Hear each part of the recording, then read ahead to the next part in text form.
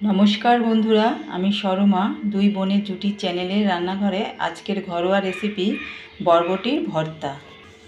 বরবটির ভর্তা করার জন্য এখানে আমি অল্প পরিমাণে বরবটি নিয়েছি। বরবটিগুলো এইভাবে কেটে ভালো করে ধুয়ে নিয়েছি।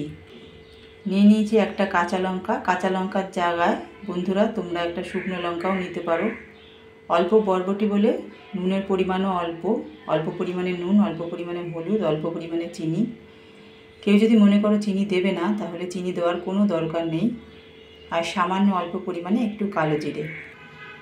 কড়াইতে অল্প পরিমাণে তেল দিয়ে দিয়েছি। এবার কালো জিরে দিয়ে দেব। কালো জিরে, কাঁচা লঙ্কা দিয়ে দিয়েছি। কাঁচা লঙ্কাটা অর্ধেক করে দিয়েছি। এবার বরবটিগুলো দিয়ে দেবো। কেউ যদি মনে করো কাঁচা লঙ্কার পরিবর্তে শুকনো লঙ্কা দেবে, তাহলে তারা শুকনো লঙ্কা দিতে পারো। বরবটিগুলো দিয়ে দিয়েছি, নুন হলুদ দিয়ে দিয়েছি। এবার বরবটিগুলো ভালো করে ভাজা করে নেব। গ্যাসের ফ্লেমটা বাড়িয়ে 2 মিনিট নাড়াচাড়া করলেই বরবটিগুলো ভাজা হয়ে যাবে।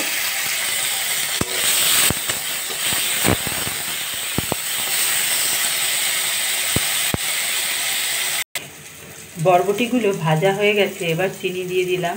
কেউ যদি মনে করো চিনি দেবে না, তাহলে দিতে না পারো।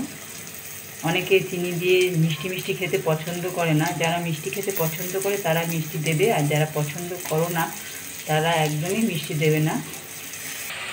অল্প পরিমাণে একটু জল দিয়ে দিলাম। জল পুরো শুকিয়ে গেছে। এবার গ্যাসের ফ্লেমটা বন্ধ করে দেব।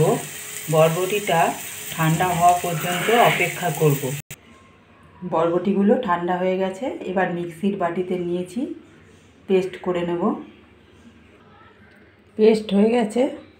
বরবটির ভর্তা রেডি। এবার পরিবেশনের পালা। দুই বোনের জুটি চ্যানেলের রান্নাঘরে আজকের ঘরোয়া রেসিপি বরবটির ভর্তা রেডি। আমি একটু কাঁচা সর্ষের তেল এর উপরে ছড়িয়ে দিয়েছি। গরম ভাতের সাথে বরবটির ভর্তা খুবই ভালো লাগে। বন্ধুরা, তোমরা অবশ্যই বাড়িতে এই রেসিপিটা ট্রাই করবে, খুব ভালো লাগবে। বন্ধুরা, যদি আমাদের এই ঘরোয়া রেসিপিটা তোমাদের ভালো লেগে থাকে, তাহলে আমাদের চ্যানেলটিকে অবশ্যই সাবস্ক্রাইব করে দেবে, লাইক করে দেবে। কেমন হলো অবশ্যই জানাবে। আবার কোনো একদিন নতুন কোনো ঘরোয়া রেসিপি নিয়ে উপস্থিত হব তোমাদের সামনে। ততক্ষণ পর্যন্ত টাটা বন্ধুরা। তোমরা অবশ্যই ভালো থাকবে, সুস্থ থাকবে। আজকের মতো টাটা বন্ধুরা।